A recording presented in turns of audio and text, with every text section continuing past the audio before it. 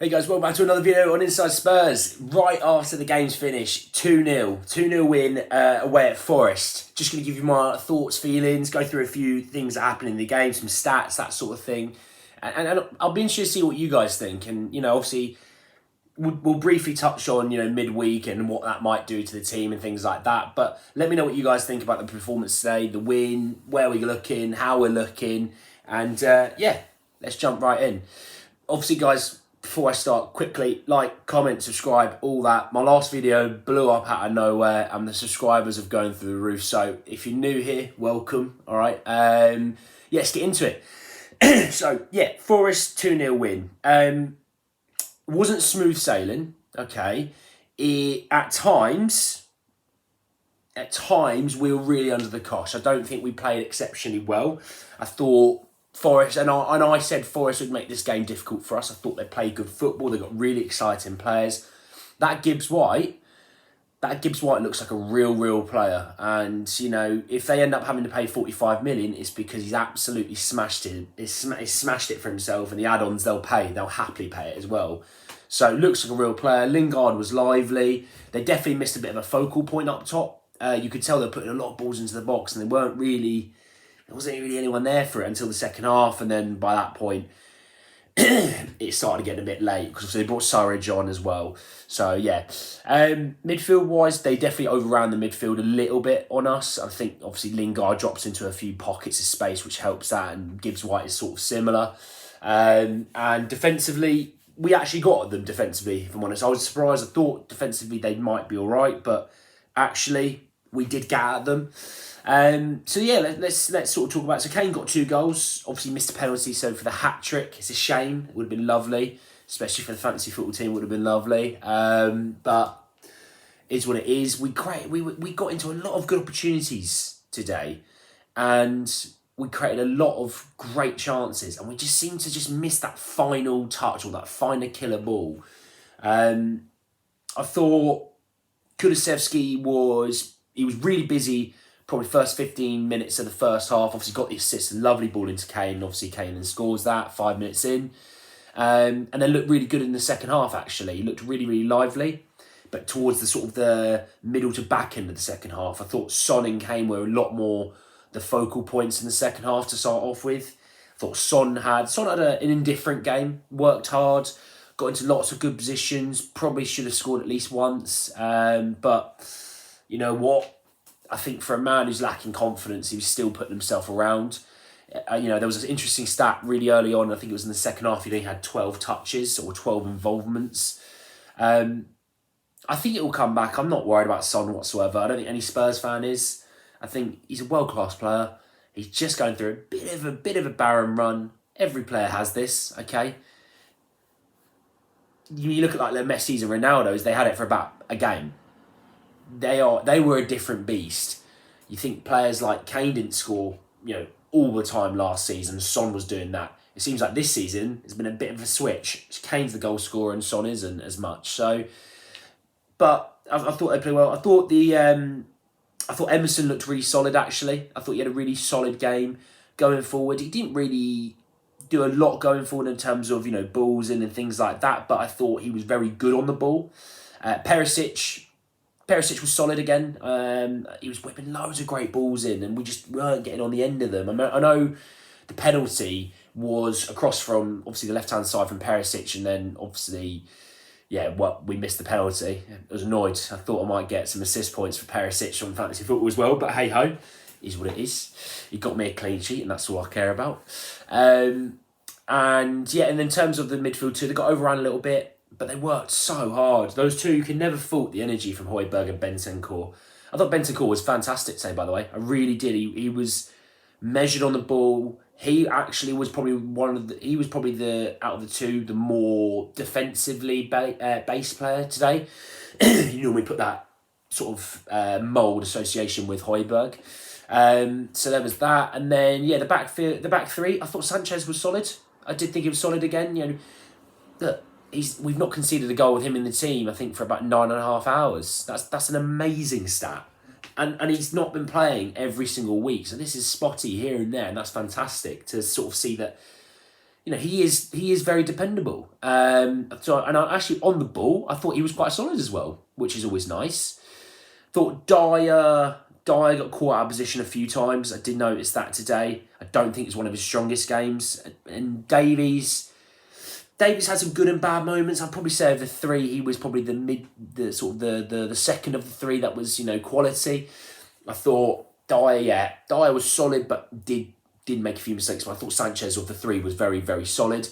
And to be honest, Hugo didn't have a busy game. He didn't. He made a couple of saves. He punched a few corners. But in terms of actual shot saving, they didn't really create a ton. I'd probably say overall on the balance of things, we did pretty well defensively. I'm going to go through some of the stats, okay? So you've got 18 shots for Spurs to their 17, with 7 shots on target from our 18, and they had 1 shot on target from their 17. So you see what I mean? He wasn't busy. And the 1 shot on target, I think, was a 25-yard shot, I think it was from O'Brien, the midfielder, which he parried away. That was it. And that was in the first half. So, again, we're allowing teams to have opportunities in terms of, taking long shots. But we're always blocking it, always making it really difficult. They're shooting from really awkward angles.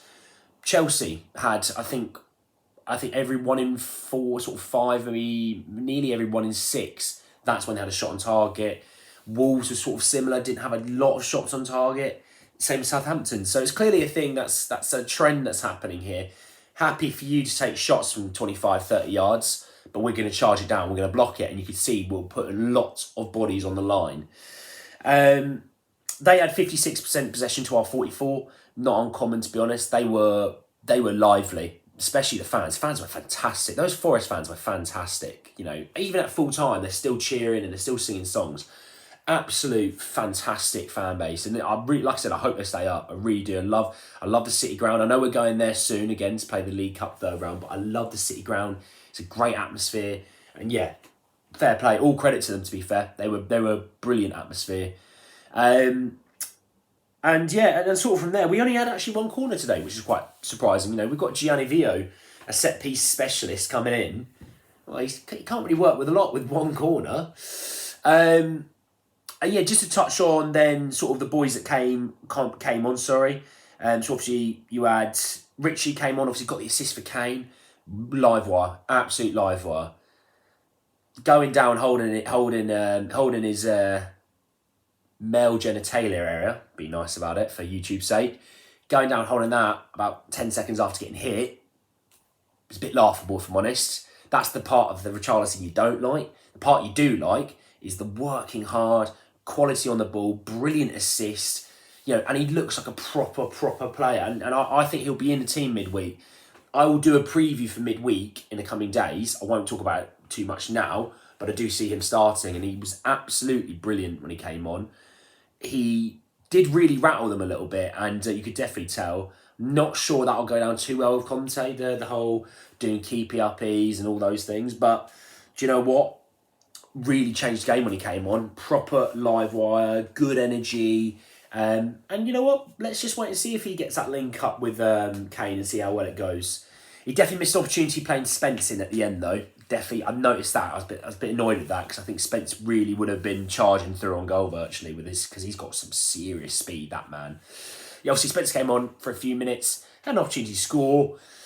Didn't really do a lot, so you can't really knock him for anything. Only had about sort of 5 to 10 minutes. Session came on. Solid. Again, I think you can always say about Cess. Cess is never one of these players that just looks rubbish or he's average or he's out of place. He just looks solid. Really was getting on the ball a lot. Was getting us actually up the field, which is quite nice. You can tell Perisic is really working with him, because you can tell the style of play. Yes, Perisic is probably a little bit more attacking, but I do think Cess is starting to learn that and get that confidence back. Because let's be honest, Cess is a left winger. Not even a left mid, he's a left winger. He sometimes played up front for Fulham. So we need to bring that back from him. So you had that. And Basuma came on. Was actually made a few defensive blocks, interceptions. Didn't really get on the ball a ton. But again, didn't really get a ton of time. I think he probably got about 10, 15 minutes. So I'd assume he'll be getting a lot more minutes in the next week when we got 2 games. I can tell you that. So yeah, what I'm going to do is I'm going to sort of go through what the team and sort of my ratings for the team. I know I did it for the last game post match. I was sort of looking at Sky Sports and what they thought. And to be honest, Sky Sports their ratings weren't too good. So I'm going to go for myself. I think Lloris, he was quiet, he was all right with the ball. I'd probably say 6.5, something like that, out of 10. I think 6 is the average, so probably just above average. Didn't have a ton to do. Davies, I'd say 6. I do think there was a quiet game for Davies. Did make a few mistakes. I'd say 6 for Dyer. Again, solid at times, but did make a few mistakes. Got caught out of position a bit. And I'd say Sanchez was 7. Good with the ball, defensively sound.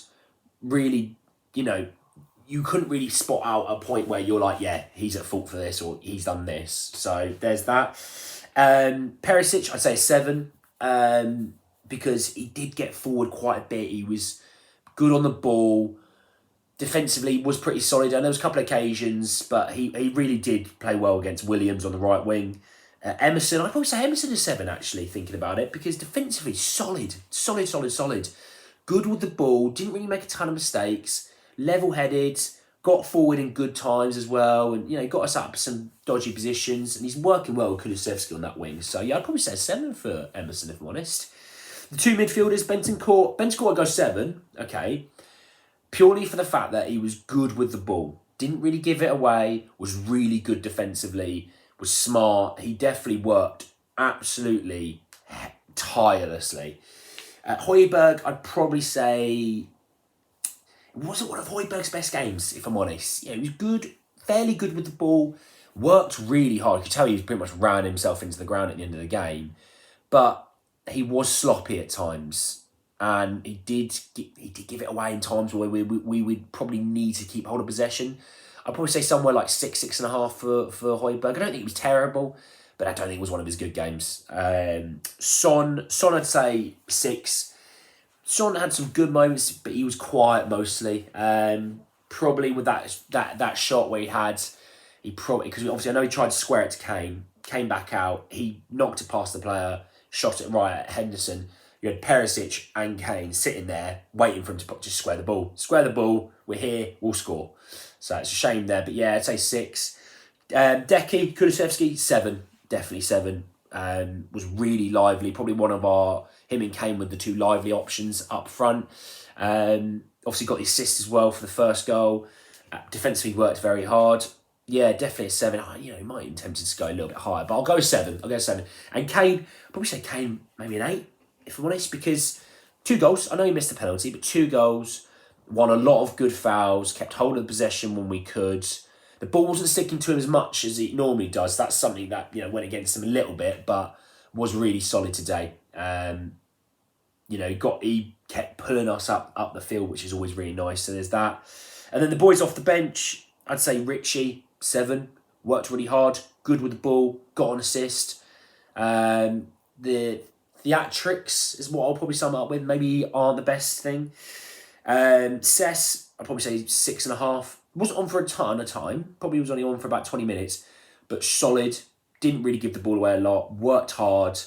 And yeah, just with Cess. I always think Cess is solid. I just always think he's solid, which is nice. I'd say Basuma and Spence 6 because they weren't on long enough to give him a fair reading, really.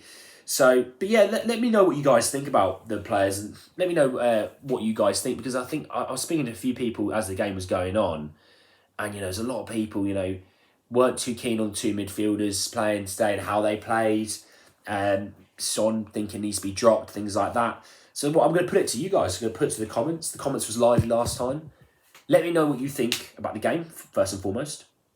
Let me know what you think needs to be worked on and improved, and let me know who you think maybe played this game that may not be starting next game, because there will be some rotation with midweek, then obviously at the weekend, and we're going to start playing every 3 days, so we're going to be doing a lot of rotation. So there you are, guys. That is the end of the video. Like I said, the 4 pillars: like, comment, subscribe, bell notification, all that jazz. Let me know in the comments your thoughts about today, and I'll see you all very, very soon. Take care, lads.